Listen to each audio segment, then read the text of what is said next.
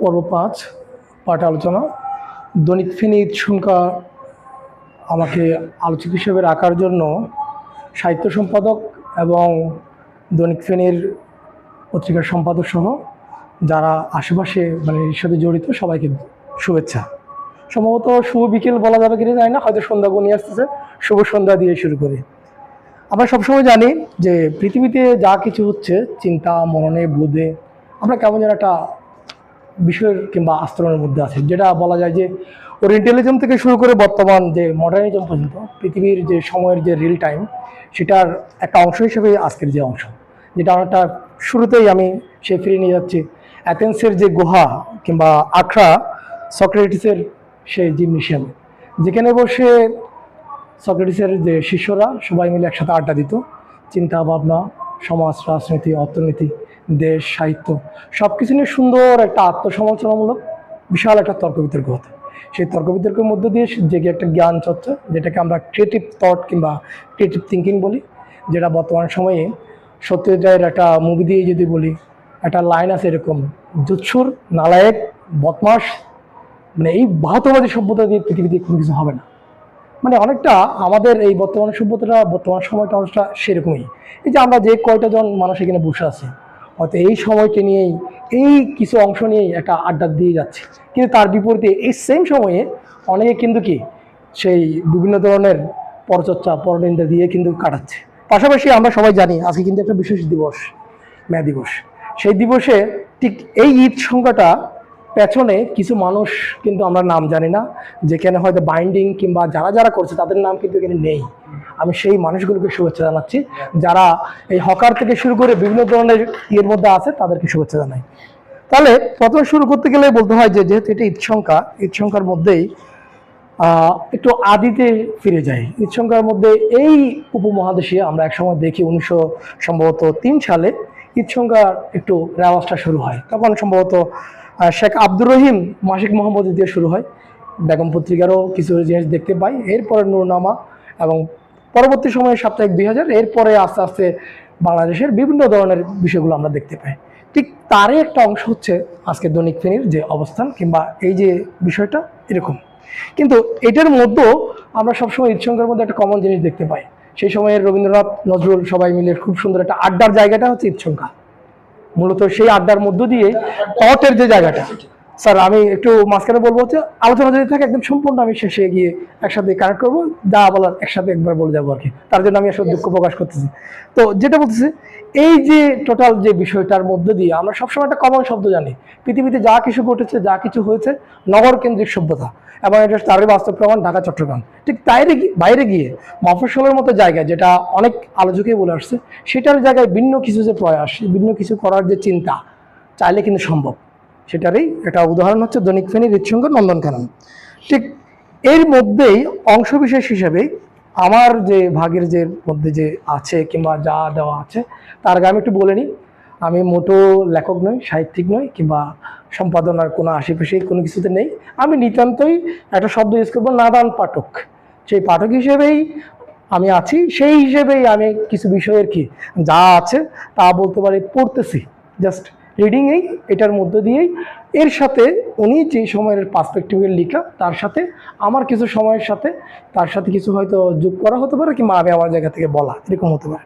প্রথমে আমি যে আমার টপিকস আছে, প্রথমে আছে প্রজন্মের ঈদ, কবি জিন্না চৌধুরী। ওনার যে লেখার মধ্য দিয়েই প্রথমে একটা সুন্দর একটা লাইন, আজ্জা রোজা কাইল্লা ঈদ, বাচ্চা কাঁদে কিতকিত। হয়তো আমি একজ্যাক্ট যে আঞ্চলিক বিষয়টা, যেহেতু আমি চট্টগ্রামের মানুষ, হয়তো আসেনি, তবুও ওনার যে বিষয়টা দেখেই খুব সুন্দর একটা চমৎকার যে বিষয়টা, যে আঞ্চলিকতার যে একটা টোন কিংবা একটা বিষয় এর মধ্যে দিয়ে পাচ্ছি, এবং ওনার বোধ, মনন, চিন্তা বিষয়ের মধ্য দিয়ে তিনটা পার্সপেক্টিভ আমি দেখতে পাই। দাদা এবং নানাদের সময়ের যে বিষয়গুলো, ওনার সময়কার যে বিষয়বস্তুসমূহ, এবং বর্তমান যে প্রজন্ম তাদের বিষয়সমূহ, টোটাল হোল তিনটে বিষয়, অল্প কিছু বিষয়ের মধ্য দিয়ে এত ভালোভাবে সুন্দরভাবে ওনার জায়গা থেকে শব্দ চয়নগুলো করেছেন। আমার বরাবরই আমি মাঝে মাঝে পড়ে আটকে যাচ্ছিলাম, যে একটু পড়ে রেখে দিই, আবার হয়তো আমি অন্য কোনো কাজ করে আসি। এটা ফিলিংসের যে বিষয়টা, যা একটা আত্মস্থের যে বিষয়টা, ওই জিনিসটা আমি লিখারগুলোর মধ্যে দিয়ে কিংবা কথাগুলোর মধ্যে দিয়ে আমি পেয়েছি। এবং বরাবরের মধ্যে লিখার মধ্যে আমি পাই, নানা বলতেন ঈদের দিন কাউকে না খাওয়াই ঘরে ঢুকিস না, এরকম কিছু লাইন পাওয়া যায়। এবং দেখা যায় হচ্ছে রীতিমতো সেই সময়ের যে সেহরির যে আজান, ওটার মধ্য দিয়ে যে একটা আত্মশুদ্ধির সিয়ামের যে বিষয়টা, আবার ইফতারের সময়, ইফতারের আগে সেই সময়ে যখন সে অজরে কান্নার মধ্য দিয়ে যে একটা আল্লাহর কাছে যে একটা যে কি আরাধনা, সেই বিষয়টার মধ্য দিয়ে যে একটা কান্নার যে বিষয়গুলো বর্তমান যে প্রজন্ম হয়তো তার চিন্তাই করে না, এটার কোন জায়গায় গিয়ে কোন বিষয়টার সাথে বিষয়টা লেখক কিন্তু মানে কবি কিন্তু এইভাবে কিন্তু কি বিষয়টা হালকাভাবে সুন্দরভাবে একদম নাড়া দিচ্ছে যে লেখাটা হচ্ছে এরকম, সিস্টেমটা হচ্ছে এরকম। এবং পাশাপাশি সেই সময়ে ঈদে সময়ের যে মানে অনেক মান অভিমান রাগ থাকলেও যখনই কোলাকুলিটা করা হচ্ছে তখন রাগটা চলে যাচ্ছে, মান অভিমানটা চলে যাচ্ছে, সাথে আবার আতরের গন্ধে সবকিছু বেশি যাচ্ছে, মনে হচ্ছে কি এই পৃথিবীর সব দিক দিয়ে সুবাতাস বয়ে যাচ্ছে। পাশাপাশি সেই সময়ের যে মাঠ ঘাট থেকে শুরু সব জায়গায় যে মানুষের মধ্যে যে কোলাহলপূর্ণ যে একটা পরিবেশ, সেই বিষয়গুলো বারবার মানে কবি নাড়া দিচ্ছে। পাশাপাশি এর মধ্যে যে আবার বর্তমান যে প্রজন্ম একটু নাড়া দিচ্ছে যে এই স্ট্যাটাস, সোশ্যাল নেটওয়ার্ক এবং তাদের যে একটা চার দেওয়ালের যে বন্দিত্ব যে বিষয়টা, এটার মধ্য থেকে যে বের হওয়ার যে বিষয়টা কি। কিন্তু এরপরও ঈদ যাই হোক কই বলতে হচ্ছে এখানকার মধ্যেই কিন্তু একটা বৈচিত্র্যের বিষয়টাগুলো হয়তো রং পাল্টাচ্ছে, সময় পাল্টাচ্ছে, কিন্তু কমন একটা জিনিস সত্য, প্রত্যেকটা ঈদেই প্রত্যেকটা মানুষের মধ্যে কমন যে মানবতার যে বিষয়টা, এটা কিন্তু বরাবরই রয়ে যাচ্ছে। হয়তো ওই যে নারায়ণদের যে প্রজন্ম, আমার যে জেনারেশন, বর্তমান প্রজন্মের সাথে যদি আমি এক করতে যাই, শেষে গিয়ে মুরব্বীদের যে তাদের যে শিক্ষা দীক্ষা, তাদের যে চিন্তা ভাবনা এবং বর্তমান সব কিছু যদি আমি এক জায়গায় এসে যে অ্যালাইন করতে পারি, তখনই আমি বলতে পারবো ধর্মীয় যে শিক্ষা, যে ঈদের মতো করে ঈদের যে আমেজ, যে গাম্ভীর্য, সেটাই তখনই পরিপক্ক হিসাবে সুন্দরভাবে মানে যুক্ত হবে। ঠিক তার সাথে আমি আমার সময়ের যে বিষয়টা যুক্ত করতে পারি, সেটা হচ্ছে অনেকটা বলতে পারি যে কবি হয়তো খুব সুন্দর করে বলার প্রেক্ষিতে বলতেছিল যে উনি ঈদের দিনে সকালবেলা হচ্ছে যে দেখতে হচ্ছে যে খুরোদার মানে নাপিত এসে হচ্ছে যে চুল কেটে সবাই ছোটরা বসতেছিল, তারপর বিভিন্ন ঘটনাগুলো হচ্ছিল। আমি আমার সময় দেখি দেখা যায় আমি ছোটবেলায় ঈদের দিনেই নামাজ পড়ার আগেই ওই কবরস্থানে গিয়ে হচ্ছে কোরআন পড়তাম। হয়তো আমার সাথে মৃত যে যারা মারা গেছে তার সাথে যে একটা কানেক্টেড যে বিষয়টা, আত্মার যে কানেক্টেড যে বিষয়টা, সেই চিন্তাগুলো হয়তো কি সেই সময় আমার পূর্বপুরুষ কিংবা আমার আত্মীয় কিংবা আমার মা বাবা সেই একটা লাইনের মধ্যে তারা আমাকে শিখিয়ে গেছে যে এইভাবে ঈদটা জিনিসটা এইভাবে উদযাপন করতে হয়। পাশাপাশি সেই সময়ের সবার সাথে হই হুল্লো করে যে একটা সময় কাটানো, মানে একটা ডিভাইসবিহীন যে প্রজন্ম, সেইটার সাথে পুরো কবির সাথে আমার সম্পূর্ণ একমত। হয়তোবা আমি যা বলেছি তার সাথে চিন্তা ভাবনা কিছু বিষয় মিসিং হতেও পারে। দ্বিতীয় যে লেখা বদলে যাওয়া ঈদ, নাসিম আনোয়ার জাকির, সেম ঈদ নিয়েই ভদ্রলোক লেখক এবং সাংবাদিক। তো এই লেখার মধ্যে ঈদ সংজ্ঞা হলো খানিকটা একটু ভিন্ন যে বিষয়টা আমরা দেখতে পাই যে মফস্বলের ঈদ এবং যে শহরের ঈদের যে একটা যে আনন্দ, যে পার্থক্য, সেই বিষয়টা সুন্দরভাবে উনি তুলে আনেছেন। কীরকম? যেমন আমরা সবাই জানি শহরে আনন্দের চাইতে সবার একটা কমন যে বিষয়টা মফস্বলের ঈদের আনন্দের মধ্যে একটা ভিন্নতা পায়। মানে লেখক এভাবে বলতে যাচ্ছেন যে মুরব্বীদের পায়ে ধরে যখন হচ্ছে সালামটা করা হবে, সে যে টাচিং যে একটা যে শ্রদ্ধা, যেটা অন্য কোনো বিষয়ের সাথে হবে না, সেটার মাধ্যমে হয়তো কি সালামিটা নেওয়া হচ্ছে, টাকাটা নেওয়া হচ্ছে, সেটার যে একটা সুঘ্রাণ, সেটারও যে বহতার যে বিষয়টা সম্পূর্ণ অন্যরকম, যেটা শহরে নিতান্ত চার দেওয়ালের মধ্যে সম্পূর্ণ হয় না। এবং পাশাপাশি সেই জায়গায় সেই সময়ে তরুণদের মধ্যে লাফালাফি ঝাপাঝাপি আড্ডা, সন্ধ্যাবেলায় হচ্ছে সাংস্কৃতিক অনুষ্ঠানের আয়োজন, এবং বর্তমান প্রজন্মে দেখা যায় সে গ্রামে যেতে চায় না। গ্রাম মানে খ্যাত, এদের সাথে কীভাবে কথা বলবো, ডিভাইসে থাকবো, স্ট্যাটাস দিব, আমি ইফতার করবো হচ্ছে বন্ধুদের সাথে ইফতার পার্টি এবং একটু আনন্দ করব, ছবির মধ্যে যে আমেজের যে বিষয়টা, এটার মধ্যেই কবির যে আক্ষেপ, ক্ষোভ কিংবা দুঃখ, এই বিষয়গুলো নিয়ে তার যে অবতার কিংবা চিন্তা, এই বিষয়গুলো এরকম। এবং তিনি ভবিষ্যতে হয়তো চিন্তা ভাবনার মধ্য দিয়ে তার আক্ষেপের জায়গাগুলো অনেকটা এইভাবে অ্যালাইন করেন যে উনি প্রায় সময় আক্ষেপ করে শেষে বলতেছেন যে প্রত্যাশার জায়গা হবে এরকম অতীতের স্মৃতি, বর্তমান যে আমার জেনারেশনের যে অবস্থান এবং ইতিহাস ঐতিহ্য যদি কিছুটা হলেও যদি তারা যদি আঁকড়ে ধরে বিষয়টা যদি টাচ করার চেষ্টা করে, হয়তো বা আমরাও ভবিষ্যতে সেই পুরনো দিকে কিংবা পুরনো যে সময়ের দিকে হয়তো বা ফিরে যাওয়ার চেষ্টা করব। এতটুকুই, হয়তো বা বাকিটা ওনার আরও চিন্তাভাবনা কিংবা দৃষ্টিভঙ্গি অন্যভাবে হতে পারে। তৃতীয় যে লেখাটা পাই, সৈয়দ আশরাফুল হক আরমান, ভদ্রলোক সম্ভবত সঞ্চালক, শিক্ষক এবং বাচিক শিল্পী। তো লেখাটা দেখেই উনি ওনার সাথে যাই।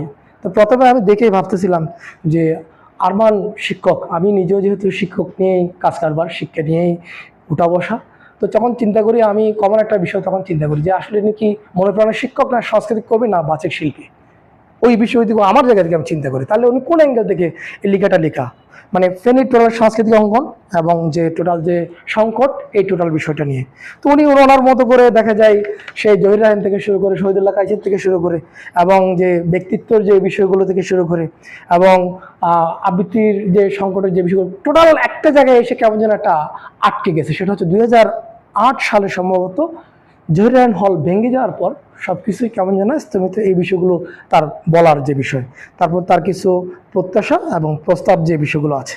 তখন এই লেখাটা যখন আমি পড়তেছিলাম তখন বরাবরই আমার কিছু বিষয় মাথা নাড়া দিচ্ছে। কেমন যেন আবুল মনসুর আহমেদের একটা লাইন আছে খুব সুন্দর, cultural is aim, politics is a mean. প্রথম কথা হচ্ছে আমরা মানি সংস্কৃতি, ব্যক্তিত্ব মানি এই না যে নাচ গান এই সেই করবো, এটার মধ্যে দিয়ে থাকবো, লেখালেখি করবো এটা।